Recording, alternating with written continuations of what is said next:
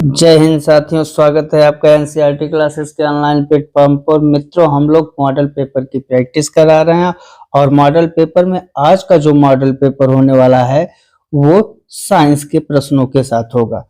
तो चलिए देर न करते हुए आज का पहला प्रश्न जो आपके स्क्रीन पर है, प्रकाश का रंग निर्भर करता है। मित्रों, जो प्रकाश का रंग है वो किस पर निर्भर करता है? तरंग दैर्ध्य पर। जैसे ही लाल रंग है, जो रेड कलर है, लाल रंग, उसकी तरंग दैर्ध्य सबसे अधिक होती है। इसका मतलब समझ रहे हैं कि वो दूर तक दिखाई देता है। और नीले रंग की तरंग दैर्ध्य सबसे कम होती है। तो जो नीले रंग का तरंग दैर्ध्य सबसे कम होती है तो वो बहुत कम, मतलब दूरी उसकी कम है रेंज। तो प्रकाश का जो रंग है किस पर निर्भर करेगा? तरंग दैर्ध्य पर। लाल रंग की तरंग दैर्ध्य सबसे अधिक और नीले रंग की तरंग दैर्ध्य सबसे कम होती है। यहां तक एकदम कंफर्म हो गया। Next question. नेक्स्ट क्वेश्चन कर रहा है, समान गति से जा रहे हवाई जहाज से यदि एक बम नीचे गिराया जाता है। समान गति से जा रहे हवाई जहाज से यदि एक बम नीचे गिराया जाता है तो बम के नीचे पहुंचने तक हवाई जहाज की स्थिति क्या होगी? पहला है बम के ठीक ऊपर होगा, बम के गिरने के स्थान के से आगे होगा, या बम के गिरने के स्थान के पीछे होगा, या फिर आगे या पीछे, या उसकी गति पर निर्भर करता है।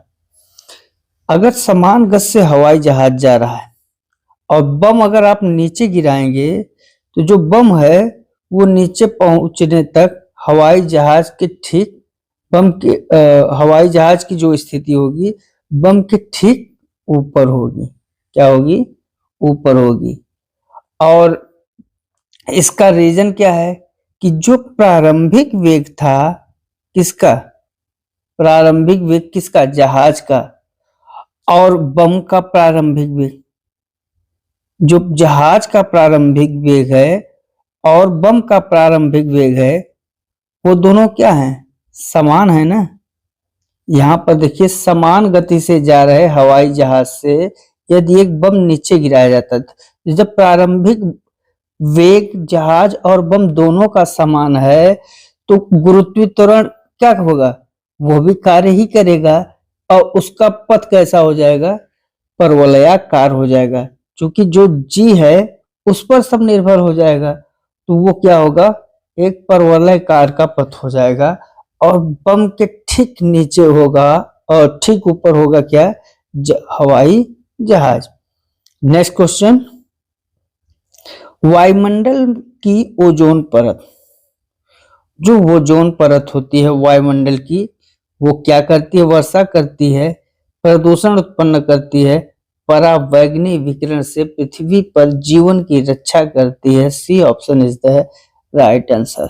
आप सबको पता है कि जो समताप मंडल है, समताप मंडल, उस समताप मंडल की, मान लीजिए ये समताप मंडल है, तो इसकी जो ऊपरी लेयर है यहीं पर है क्या? ओजोन मंडल। क्या है? ओजोन मंडल। और इसकी जो मोटी परत है, ये मोटी परत परावैंगनी किरणों को अंदर नहीं आने देती है। क्या करती है? उनको अवशोषित कर लेती है और पृथ्वी पर जीवन की रक्षा करती है। Next question. वायुयानों के टायरों को फुलाने के लिए प्रयुक्त की जाने वाली गैस, जो वायुयान के टायर हैं उनको फुलाया जाता है नाइट्रोजन से। किससे? नाइट्रोजन से। क्यों? क्योंकि ये जो नाइट्रोजन है ना, नाइट्रोजन गैस में दबाव कम होता है। क्या होता है? दबाव कम होता है। और जब इसमें दबाव कम होगा तो ये विस्फोट होने से बच जाएगा। क्या? आपका वायुयान। समझिए, जब दबाव कम होगा तो ये विस्फोट करने ही नहीं देगा, नहीं तो वायुयान में बहुत जल्दी ही विस्फोट हो जाता, थोड़ा सा फॉल्ट हुआ विस्फोट। इसलिए इनके टायरों में क्या भरा जाता है? Nitrogen gas. नेक्स्ट क्वेश्चन कह रहा है कच्ची चीनी को रंग विहीन करने के लिए, ये किससे रिलेटेड है? ये सॉल्यूशन विलयन से रिलेटेड है। कच्ची चीनी को रंग विहीन करने के लिए जो चारकोल प्रयुक्त किया जाता है वह है, इसमें देखिए लकड़ी का चारकोल, पशु चारकोल, उसके बाद नारियल का चारकोल, उपरोक्त सभी। आपको पता है ये पशु का जो चारकोल होता है, अगर चीनी को रंग विहीन करना है और पशु का चारकोल इसमें मिला दिया जाए तो क्या होगा? इससे ये क्या हो जाएगा? रंग विहीन हो जाएगा। कौन? चीनी। इसका ऑप्शन क्या सही है? बी। जो लकड़ी का चारकोल होता है, लकड़ी का चारकोल रोगाणुनाशक बनाने में किया जाता है। क्या?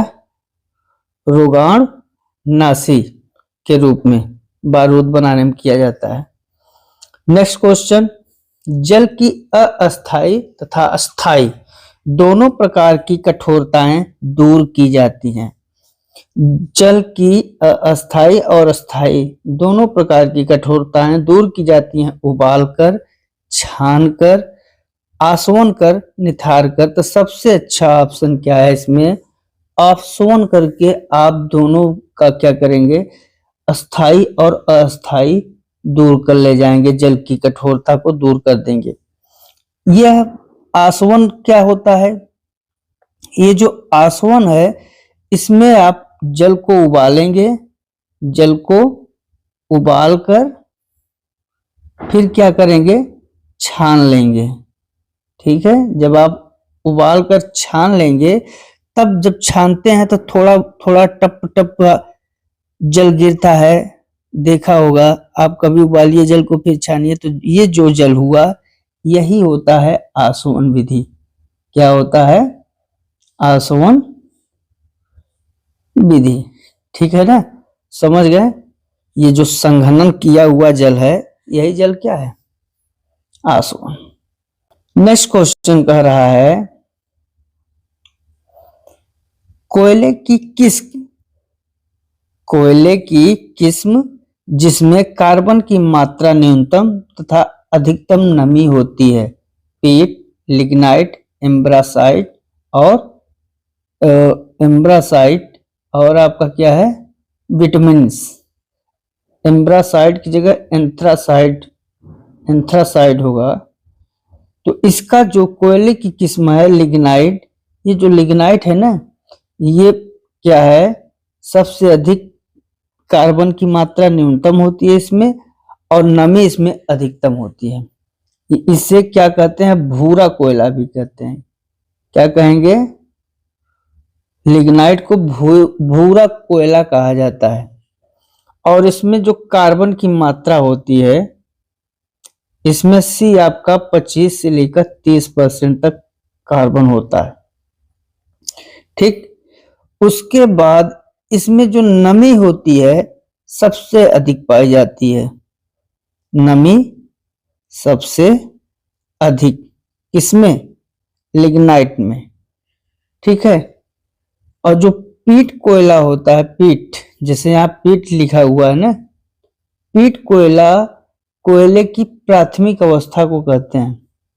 पीट कोयला क्या है? कोयले की फर्स्ट स्टेज। तो इतना आप लोग समझते जाइए। नेक्स्ट क्वेश्चन है कुचुक किस पदार्थ का स्रोत है?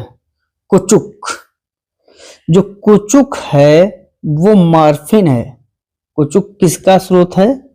रबड़, जैव ईंधन, मॉर्फिन, कोडीन तो किसका है? मॉर्फिन का है। मॉर्फिन क्या है? एक नशीला पदार्थ होता है। कैसा पदार्थ? नशीला पदार्थ होता है। और इसका जो स्रोत है वो स्रोत क्या है? कोयला, पेट्रोलियम। बायोगैस, गोबर गैस, ये सब इसके क्या है, स्रोत है। रबड़ क्या है, रबड़ आपका प्राकृतिक अवस्था में पाया जाता है। ठीक है, नेक्स्ट क्वेश्चन, डायलिसिस का संबंध निम्न में से किस अंग के रोग से होता है। बहुत ही अच्छा प्रश्न है, बहुत बार पूछा भी है। डायलिसिस का जो संबंध है निम्न में से किस अंग के रोग के साथ होता है। आपको पता है जिसकी किडनी खराब होती है, वृक्क, जो किडनी होती है, गुर्दा, वृक्क को क्या कहते हैं, गुर्दा, और अंग्रेजी में इसे कहते हैं किडनी। उनका प्रतिदिन क्या होता है, डायलिसिस होता है। डायलिसिस वृक्क से संबंधित है। और हृदय से संबंधित क्या है, ईसीजी रोग है, ईसीजी रोग। यकृत का काम क्या है, ये प्रोटीन के उपापचय के लिए होता है, मतलब पचने के लिए, उपापचय के लिए। फुफ्फुस का काम क्या है, जो फुफ्फुस है आपका, यहाँ फुफ्फुस का जो काम है ये क्लियर नहीं है, चूंकि फुफ्फुस एक द्रव भी आता है और इसका काम होता है फेफड़े से संबंधित। फेफड़े में एक परत के रूप में फुफ्फुस जम जाता है और सांस लेने में क्या करता है, हमारी मदद करता है।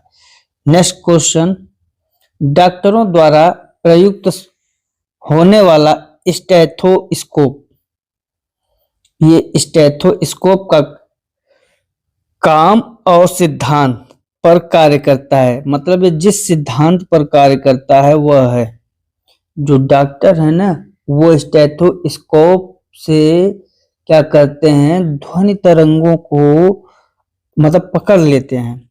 जो आपकी नसें चलती हैं तो बार बार चेक करते हैं, तो क्या करते हैं, ध्वनि तरंगों को पकड़ते हैं। तो ये किस पर काम करता है, ध्वनि तरंगों पर करता है। इस स्टेथोस्कोप को हम लोग क्या कहते हैं, आला, क्या कहते हैं, आला कहते हैं। ये ध्वनि तरंगों के अध्यारोहण पर काम करता है, जो अध्यारोपण सिद्धांत है उसी पर काम करता है। ये डॉक्टर क्या करते हैं, जब हृदय और फेफड़े के रोग होते हैं उनको पहचान करना होता है तो आला ही लगा देते हैं।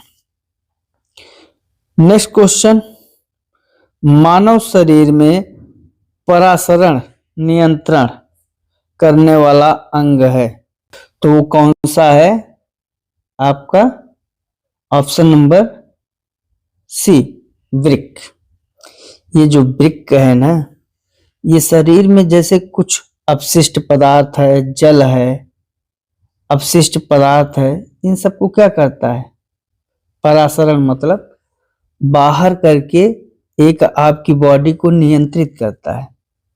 ये रक्त शोधन में भी काम करता है। वृक्क मतलब गुर्दा, किडनी, ठीक है, ये रक्त शोधक के लिए भी सही है, प्राकृतिक शोधक का भी काम करता है, अपशिष्ट पदार्थों को तो हटाता ही है।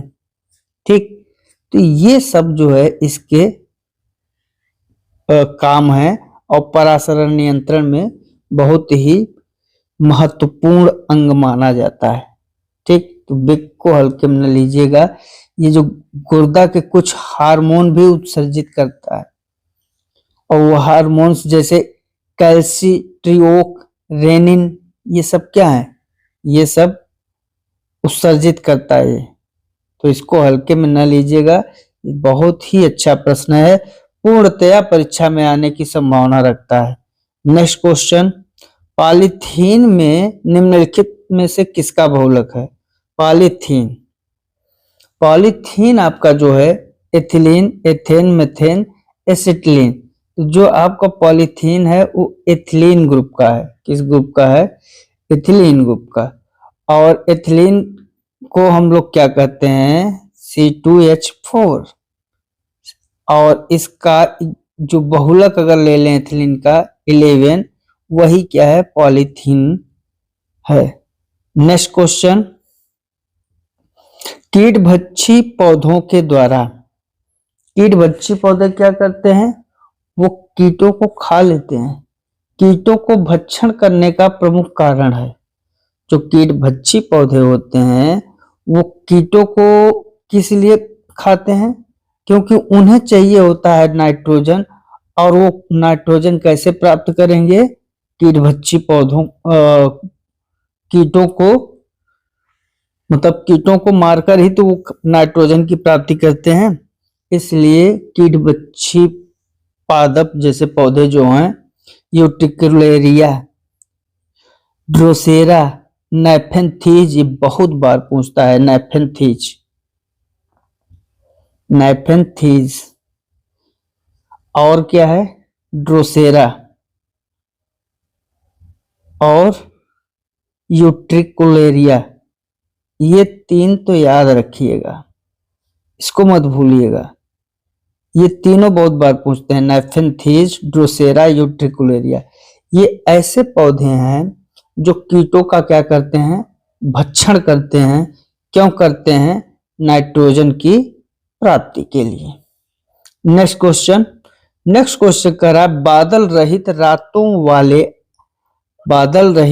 रातों वाले आकाश की अपेक्षा बादल छाए रहने वाली रातें अधिक गर्म होती हैं, क्योंकि बादल कुचालक की भांति व्यवहार करते हैं, सुचालक होते हैं, चांद के प्रकाश को रोकता है, नर्म होते हैं। इसका कोई बता सकता है? तो इसका जो आंसर है, कुचालक की भांति होते हैं। क्यों? क्योंकि जो बादलों में रातें सामान्य की अपेक्षा अधिक गर्म होने का जो सबसे बड़ा रीजन है, आसमान में बादल छाए रहते हैं और पृथ्वी के ऊपर कंबल, हम लोग किस कंबल का काम क्या है, जैसे देखिए यहाँ बादल हैं, हम लोग यहाँ कंबल ओढ़े हैं, कंबल का काम क्या है, कंबल बाहर की जो इन्वायरमेंट की हवा है वो कंबल अंदर ही नहीं आने दे रही है। किसका काम कर रहे हैं, कुचालक का काम कर रहे हैं ना। जैसे शीशा है, अब इस मिरर में आपने कागज लगा दिया तो हम मिरर से देख ही नहीं पा रहे हैं, तो वो जो कागज है क्या है, कुचालक का काम कर रहा है। इसी प्रकार ये क्या करते हैं, कुचालक की भांति होते हैं। ठीक है, जो भाई पृथ्वी की जो भी उष्मा है, पृथ्वी की उष्मा को वायुमंडल में विसरित ही नहीं होने देंगे तो पृथ्वी क्या होगी, गर्म होगी ना भाई। जैसे ये बादल सब छाए हैं, अब पृथ्वी क्या है, पृथ्वी पे मान लीजिए ये बादल का छाना एक प्रकार का क्या है, कंबल का ओढ़ना है। अब जब इसकी उष्मा, फिर से समझिए तब समझ पाएंगे। जैसे ये आपकी हुई क्या, पृथ्वी, अब ऊपर है आसमान और बादल छाए हुए हैं ऐसे ऐसे, ये सब बादल छाए हैं। अब ये बादल छाए हैं तो पृथ्वी की उष्मा तो है, और ये क्या कर रहे हैं, कंबल की भांति व्यवहार कर रहे हैं, किसके लिए, पृथ्वी के लिए। तो इसकी जो उष्मा है वो आसमान आपका ये है, ये हेयर लाइन जो है ये आसमान है। अब आसमान को टच ही नहीं कर पा रहे चूंकि बादल उष्मा को बाहर जाने ही नहीं दे रहे हैं। जब बाहर नहीं जाने देंगे तो क्या होगा, जब बाहर नहीं जाएंगे तो पृथ्वी क्या होगी, गर्म होगी ना। तो ये किसका काम कर रहे हैं, कुचालक की भांति काम कर रहे हैं, यही तो कंबल का काम कर रहे हैं। और यही क्या कर रहे हैं, उष्मा को बाहर आसमान तक नहीं जाने दे रहे हैं। और जब वातावरण में होगी ही नहीं तो क्या होगा, कुचालक की भांति व्यवहार करेंगे, कौन, बादल। नेक्स्ट क्वेश्चन, दंड चुंबकों की चुंबकीय क्षमता ध्रुवों पर अधिक होती है, मध्य पर कम होती है। उपरोक्त दोनों कथन सत्य हैं, सभी कथन समान है। दंड चुंबक के बारे में जानिए। देखिए, जो दंड चुंबक होता है, नॉर्थ और साउथ, ये इसके ध्रुव होते हैं, और ध्रुवों पर जो है चुंबकीय क्षमता क्या होती है, सबसे अधिक होती है। ये साउथ पोलर, नॉर्थ पोलर, तो इनकी क्या होगी, मैग्नेटिक पावर सबसे अधिक होगी। इसलिए कौन सा उत्तर सही होगा, A option is the right answer. Next question, एक समान वेग से गतिमान पिंड का त्वरण शून्य हो। एक समान वेग से गतिमान पिंड का त्वरण क्या हो, शून्य, अर्थात a बराबर 0, तो उस गति को क्या कहेंगे। अगर समान वेग से कोई पिंड चले और उसमें त्वरण का मान 0 हो, त्वरण का मान 0 हो,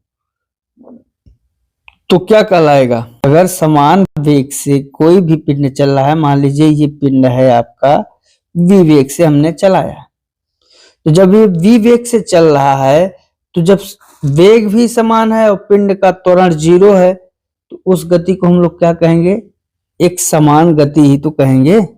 क्या कहेंगे, एक समान गति। अब ऑप्शन देख लीजिए, सरल रेखीय वृत्तीय गति, स्थिर वृत्तीय तो हो ही नहीं सकता।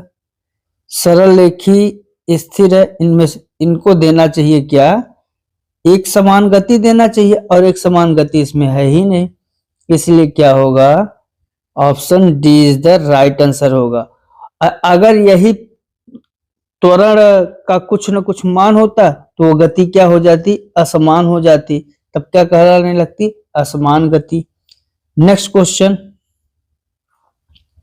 यदि एक द्रव को 70 डिग्री सेंटीग्रेड से 60 डिग्री सेंटीग्रेड तक ठंडा होने में 5 मिनट का समय लगता है, जो द्रव है वो 70 डिग्री सेंटीग्रेड से 60 डिग्री सेंटीग्रेड तक ठंडा होने में कितने मिनट का समय ले रहा है, 5 मिनट का। ठीक है, तो उसी द्रव को 60 डिग्री सेंटीग्रेड से 50 डिग्री सेंटीग्रेड तक ठंडा होने में कितना समय लगेगा, बताइए। अब इसमें क्या है कि 70 से 60 आ रहा है, तो कितना समय ले रहा है, 5 मिनट का।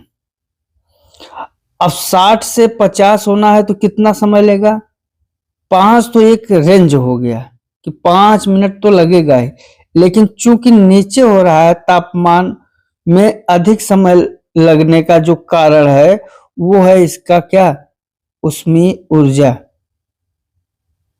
जितना नीचे आएगा उतना ही अधिक होगा, क्योंकि ऊष्मीय ऊर्जा का प्रसार जो है क्या होगा, घटेगा। भाई जैसे ये पिंड है, और जब इस पिंड को हम नीचे ला रहे हैं, तो अब पृथ्वी के नीचे यहाँ क्या है, लावा, मैग्मा, ये सब होते हुए यहाँ पर अंतिम में तो जल ही है ना। तो जैसे जैसे नीचे लाएंगे, अब जल में मिला, उसमें प्रसार क्या होगा, घटेगा ना। इसलिए जब उसमें प्रसार घटेगा तो तापमान में क्या होगी, समय में क्या होगा, अधिक लगेगा। तो 5 मिनट से तो अधिक समय लगेगा, इसलिए कौन सा ऑप्शन सही है, B option is the right answer. Next question क्या कह रहा है, निम्नलिखित में कौन सा हैलोजन एंटीसेप्टिक के रूप में प्रयोग किया जाता है, उपयोग है। नेक्स्ट क्वेश्चन क्या कह रहा है, निम्नलिखित में से कौन सा हैलोजन एंटीसेप्टिक के रूप में उपयोग होता है, तो कौन सा उपयोग होता है, आयोडीन। आयोडीन जो है एंटीसेप्टिक के रूप में इस्तेमाल किया जाता है। ठीक, और इसका जो एंटीसेप्टिक है वो क्या है, बीटाडीन।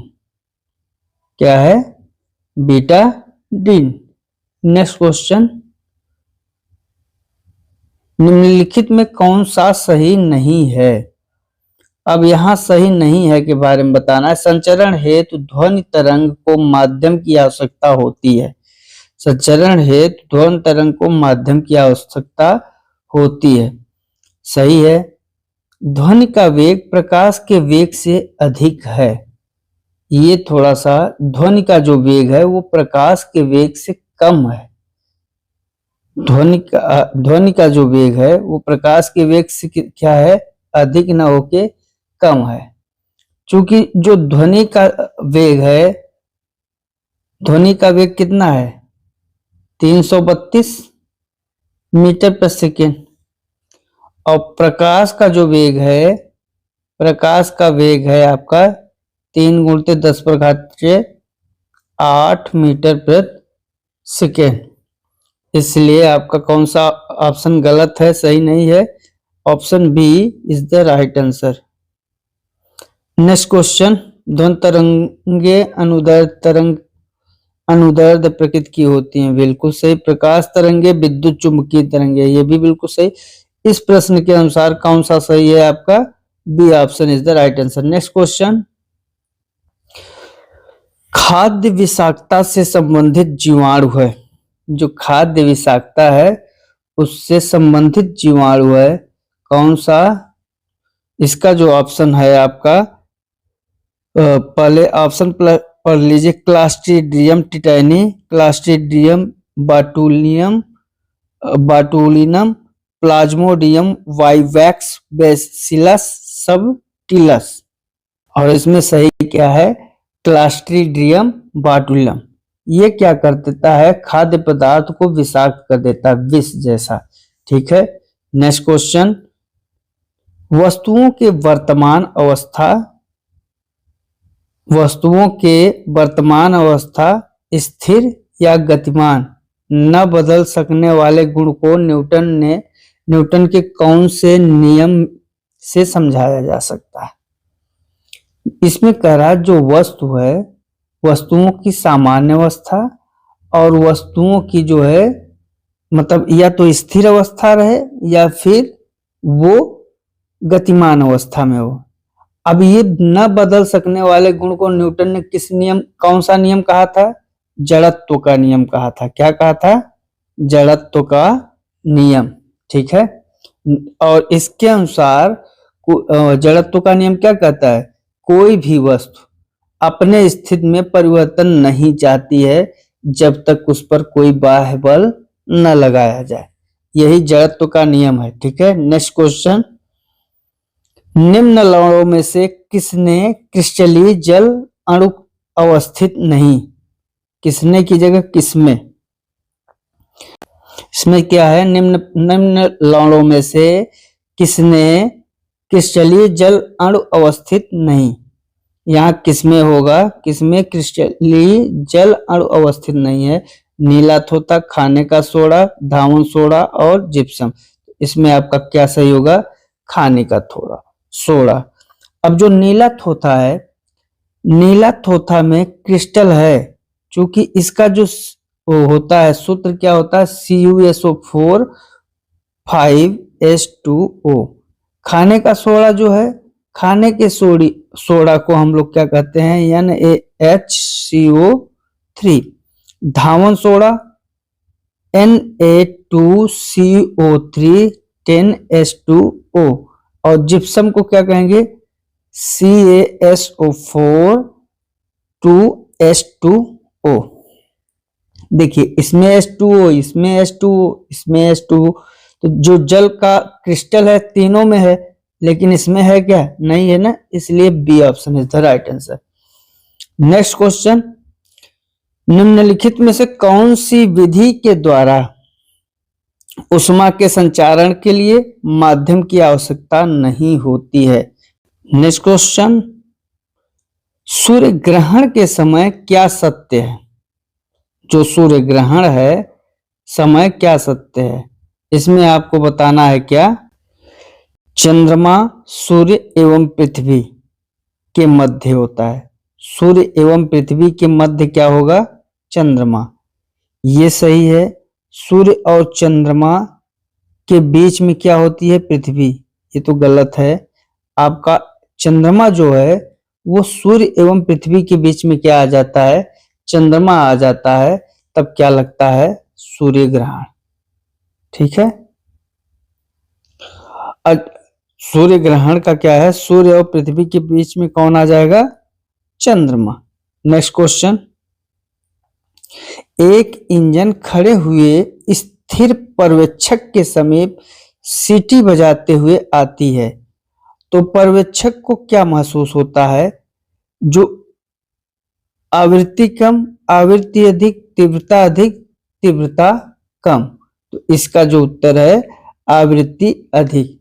जब आवृत्ति क्या है कि जब इंजन श्रोता सुनता है तो आवृत्ति बढ़ी हुई महसूस होती है, इसीलिए श्रोता क्या होता है? वहां से दूर भागता है। और ये किस पर लागू होता है, कौन सा नियम है, डॉपलर प्रभाव इसी रूल पर काम करता है। ठीक है, कौन सा रूल है, डॉपलर प्रभाव। जब किसी भी अगर ध्वनि की आवाज को क्या करेंगे, आवाज को तेज करने का मतलब आवृत्ति अधिक करेंगे, तो जब आवृत्ति आप अधिक करेंगे और वो श्रोता की ओर आएगी तो और तेज आएगी, और जब तेज आएगी तो श्रोता क्या करता है, भागता है, तो आवृत्ति क्या होगी, घटी हुई प्रतीत होने लगती है उसे।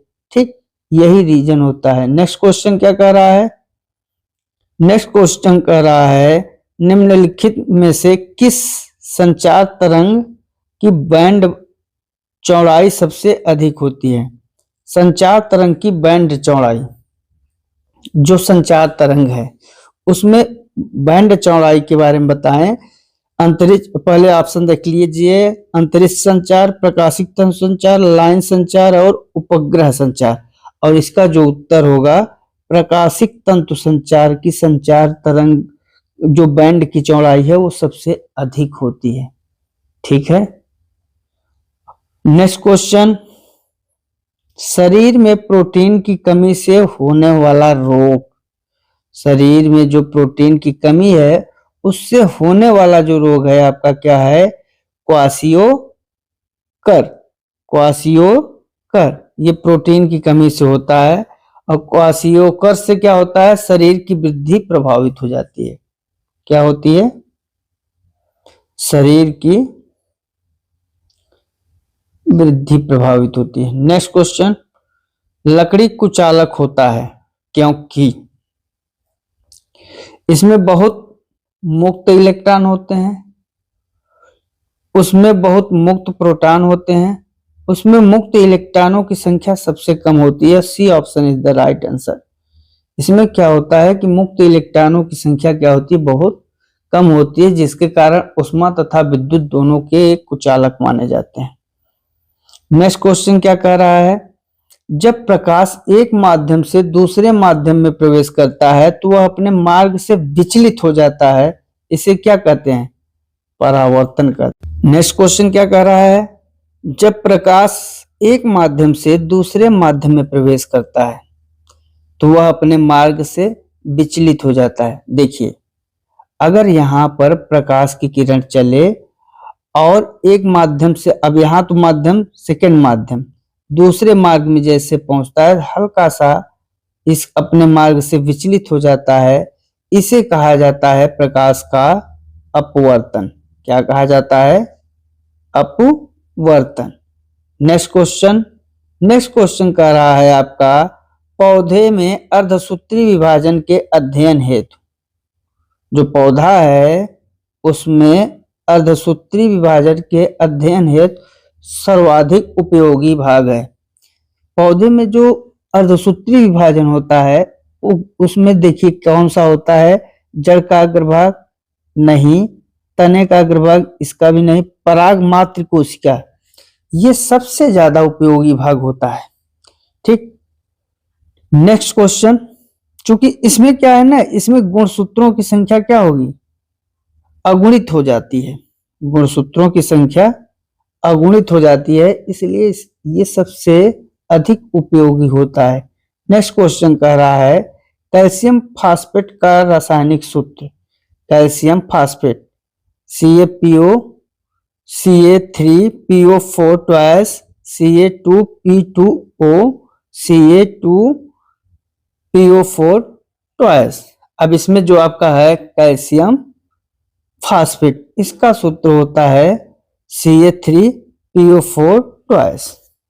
और इसकी रासायनिक संरचना क्या है, इसकी रासायनिक संरचना कुछ इस तरीके से होती है, Ca2+PO4, और ये थोड़ा खुले में रहेंगे, और यहाँ बन जाता है क्या, Ca3PO4 ट्वाइस। नेक्स्ट क्वेश्चन, बस आज इतने ही प्रश्न। तो साथियों, आज के जो प्रश्न थे, साथियों जो आज के प्रश्न हैं इनको आप लोगों ने अच्छे से देखा, और इनको आपने देखा ही नहीं बल्कि समझा भी होगा, कि कितने अंदर से बने हुए प्रश्न हैं।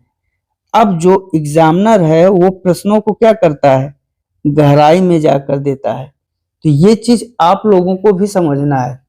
अब बन रहा है क्या, देखिए दिन प्रतिदिन कंपटीशन बढ़ रहा है, और जब कंपटीशन बढ़ रहा है तो कंपटीशन बढ़ने का मतलब है क्या कि हमें प्रश्न अपने सिलेबस में ही बनाने हैं। हम कहाँ से प्रश्न बनाएंगे, अब हमको गहराई में जाकर ही प्रश्न बनाना होगा, और ये एग्जामिनर के भी माइंड में चलता है, हमारे आपके माइंड में नहीं चल रहा है, उस एग्जामिनर के भी माइंड में चलता है। इसलिए आज का जो हम लोगों ने प्रश्न देखा वो सब के सब देखिए एक पिन पॉइंटेड प्रश्न थे, जो कि कितने गहराई तक जाकर बने हुए हैं। अब आपको जो भी पढ़ना है पूरा उसके बारे में जानकारी लेनी है, तभी आप परीक्षा में पास हो पाएंगे।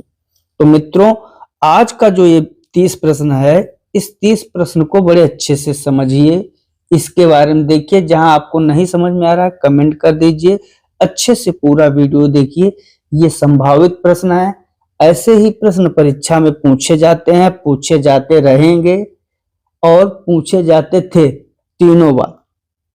तो मिलते हैं अगले वीडियो में नेक्स्ट मॉडल पेपर के साथ। तब तक के लिए जय हिंद, जय भारत, वंदे मातरम।